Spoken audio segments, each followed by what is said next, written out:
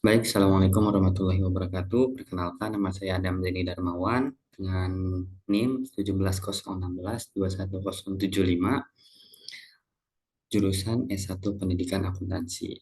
Video ini dibuat untuk memenuhi tugas akhir dari ujian akhir semester pada mata kuliah Data Raya dan Pemrograman dengan dosen pengampu Ibu Nadia Fadila Fidiala, SPD MPD.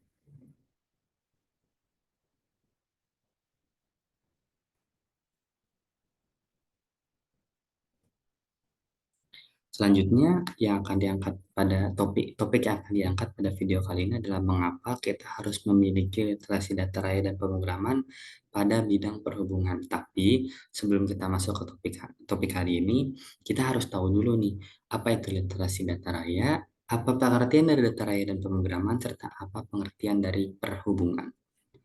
Oke, selanjutnya, apa itu literasi data? Literasi data atau data literasi dalam bahasa Inggris adalah kemampuan membaca, menulis, menganalisis, dan berinteraksi dengan data. Literasi data merupakan tahap penting dalam perjalanan perusahaan untuk menjadi fasih dalam penggunaan data. Ini secara khusus membantu karyawan membuat keputusan berdasarkan data, berinteraksi secara kritis dengan data, mengembangkan tata kelola data yang efektif, dan membuat penilaian data yang etis. Lalu selanjutnya ada pengertian dari data raya dan pemrograman. Data adalah kumpulan informasi atau fakta yang terdiri dari kata, kalimat, simbol, angka, dan lain-lain. Dalam hal ini, informasi dapat diperoleh melalui berbagai metode pencarian dan juga melalui observasi yang cermat berdasarkan sumber-sumber tertentu. Seringkali data dapat diartikan sebagai kumpulan informasi dasar atau deskripsi yang berasal dari objek atau peristiwa, di mana dalam pengumpulan data hasil observasi yang kemudian diolah menjadi bentuk lain yang lebih kompleks, baik berupa informasi, database, dan lain-lain. Selanjutnya ada pengertian dari perhubungan.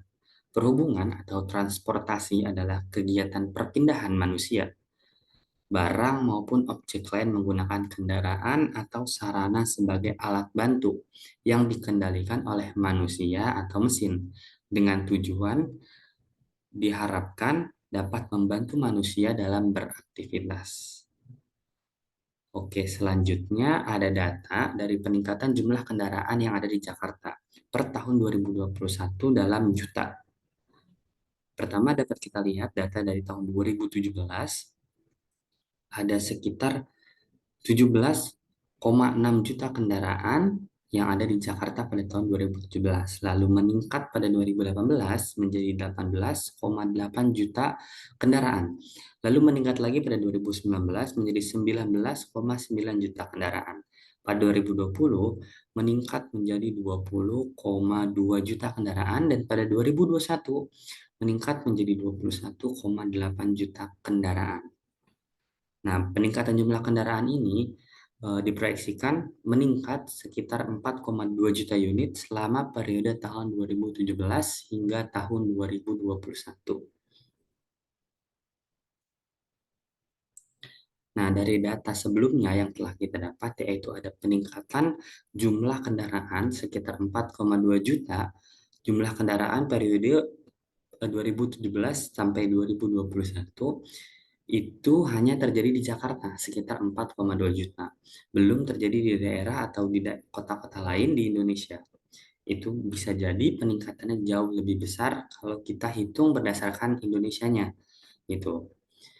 Jadi peningkatan kendaraan tadi itu dapat menuntut untuk kita harus memiliki literasi data raya dan pemrograman pada bidang perhubungan karena dengan peningkatan kendaraan itu kita tidak bisa lagi menghitung jumlah kendaraan hanya dengan manual. Kita tidak bisa lagi mencatat atau menggali informasi tentang kendaraan atau tiap moda transportasi secara manual, harus by data dan informasi yang akurat dan aktual.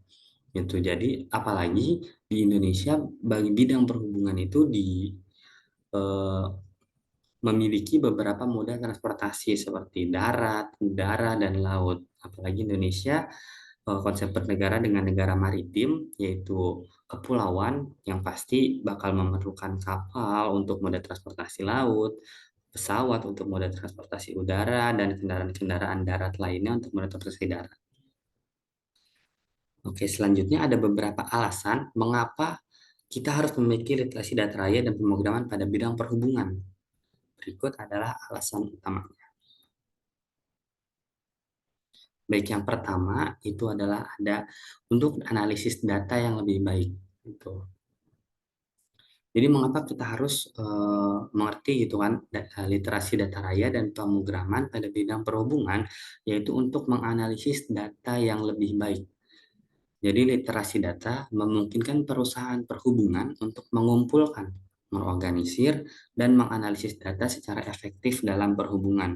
Dan banyak sumber data yang tersedia seperti data lalu lintas, data pengguna transportasi, dan data infrastruktur. Misalkan contohnya pada data lalu lintas, Kementerian Perhubungan memiliki rencana untuk menggunakan AI pada lampu lalu lintas. Gitu. Misalkan pada ada dua ruas jalan yang berseberangan pada perempatan atau persimpangan. Misalkan ruas jalan yang satu ini keadaan kendaraannya padat gitu, sampai menyebabkan kemacetan. Lalu kendaraan ruas di seberangnya itu tidak tidak terjadi kemacetan atau lengang gitu. Jadi dengan penggunaan AI ini, lampu merahnya akan disesuaikan dengan kapasitas atau kepadatan ruas jalan. Misalkan di salah satu jalan itu ketika jalanannya padat, maka lampu merahnya akan diperpendek durasinya dan lampu hijaunya akan diperpanjang durasinya. Lalu pada ruas jalan yang lengang, lampu merahnya akan diperpanjang dan lampu hijaunya akan diperpendek untuk mengatasi kepadatan dari ruas jalan yang memang macet ini gitu. Jadi ini salah satu fungsi dari pengaplikasian data raya pada AI pada lampu lalu lintas untuk mengatur lalu lintas atau kepadatan lalu lintas. Lalu kemudian ada pada data pengguna pengguna transportasi. Misalkan pada di Indonesia ada aktivitas yang namanya kalau Lebaran mudik misalkan. Jadi untuk pendataan berapa banyak sih kendaraan yang keluar dari Jakarta atau berapa banyak kendaraan yang masuk ke Jakarta atau daerah lainnya itu butuh sebuah data atau informasi yang tepat dan akurat. Nah, didapat dari mungkin dari pintu tol atau mungkin dari beberapa CCTV di ruas jalan gitu. Misalkan kayak etle yang ada di beberapa ruas jalan di Jakarta gitu. Itu gunanya untuk memantau pada pengguna transportasi dan menghitung gitu berapa banyak pengguna transportasi yang ada di Jakarta gitu. Lalu yang kedua ada pengelolaan sistem perhubungan yang efisien. Dengan kemampuan pemrograman, seseorang dapat mengembangkan perangkat lunak dan aplikasi khusus yang dapat membantu dalam manajemen lalu lintas, pemantauan infrastruktur, dan pengelolaan operasi transportasi secara keseluruhan. Misalkan banyak sekarang aplikasi untuk layanan transport umum, misalkan kereta ada Go Transit yang ada di Gojek misalkan. Terus ada aplikasi untuk MRT ada aplikasinya tersendiri. Lalu ada Transjakarta punya aplikasinya tersendiri, yaitu terhubung dengan data mereka ke server mereka yang akan menghubungkan dengan e-money kita gitu. Lalu kemudian ada Gojek, Grab, atau driver online lainnya yang menggunakan data-data dari Maps, Google Maps, atau data Maps lainnya, di mana untuk mencari jalan-jalan alternatif, gitu. Misalkan di salah satu ruas jalan nih, oh macet nih, jadi mereka akan mencari alternatif jalan lain untuk menghindari kemacetan tersebut. Makanya ini adalah sistem perhubungan yang lebih efisien karena bisa menghindari sistem ruas macet dari penggunaan data tadi. Dari informasi yang didapat, data itu dikumpulkan, oh di sini macet nih, nanti dialihkan ke jalan lain yang memang tidak macet gitu. Lalu selanjutnya adalah pengembangan model perhubungan. Dengan pemahaman tentang pemrograman, seseorang dapat membuat model matematika, mengimplementasikan algoritma optimasi, dan melakukan simulasi untuk memahami dampak dari keputusan perhubungan tertentu sebelum mereka terapkan di lapangan. Ini model model pengembangan model perhubungan itu dapat kita bisa lihat itu di BRT atau layanan transportasi umum yang terintegrasi. Misalkan stasiun Duku Atas, ada stasiun, ada stasiun KRL, ada MRT, ada juga Transjakarta gitu misalkan. Nah, ini tuh dia dilihat dari seberapa banyak lalu lintas yang terjadi di sana gitu misalkan. Jadi, oh yang memang aktivitas konsumen itu banyak di sana. Jadi di sana dibuatlah stasiun dengan cara terintegrasi.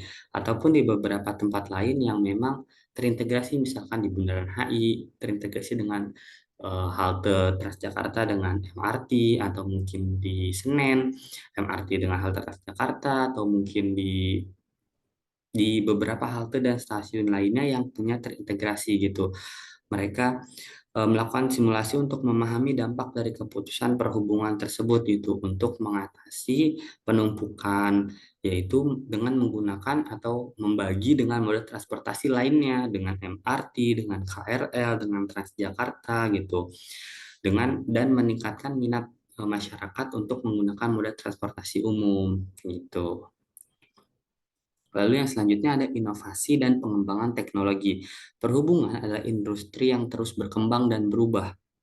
Pemahaman tentang literasi data dan pemrograman memungkinkan kita untuk berinovasi dan mengikuti perkembangan teknologi. Salah satu contohnya mungkin eh, ada di beberapa, mungkin kita lihat mungkin belum ada di Indonesia, tapi di luar ada kereta tanpa masinis atau tanpa awak gitu, pesawat tanpa awak, terus lalu ada taksi terbang yang tanpa awak. Nah, itu adalah pengembangan inovasi teknologi di bidang perhubungan dan membutuhkan data raya dan pemrograman untuk menjalankannya. Apabila suatu kendaraan atau transportasi tidak dijalankan tanpa awak gitu kan, tanpa ada orang yang menjalankannya dan mesin yang menjalankannya, maka dibutuhkan data raya, data atau informasi-informasi yang memungkinkan eh, berjalannya transportasi tersebut. Misalkan kalau pesawat butuh data cuaca, data arah angin atau situasi udara, gitu. Apakah dia boleh landas kah, boleh landing kah, atau mesti berputar kah, gitu. Lalu ada untuk misalkan ada kapal tanpa awak, misalkan dia harus cek angin, lalu ombak, gitu, dan sebagainya. Jadi, inovasi dan pengembangan teknologi ini berhubungan dengan perhubungan pada bidang perhubungan, gitu. Baik, maka kesimpulan dari keseluruhan ini adalah literasi data dan pemrograman memainkan peran penting dalam meningkatkan pemahaman, pengambilan keputusan, pengelolaan inovasi, dan pengembangan teknologi di bidang perhubungan. Kemampuan ini memungkinkan para perusahaan perhubungan untuk menjadi lebih efektif dalam pekerjaan mereka dan dapat memberikan kontribusi yang lebih besar untuk kemajuan di bidang tersebut. Baik, terima kasih. Cukup sekian untuk video kali ini yang mengangkat topik mengapa kita harus memahami literasi data raya dan pemrograman pada bidang perhubungan. Baik, cukup sekian dari saya. Wassalamualaikum warahmatullahi wabarakatuh.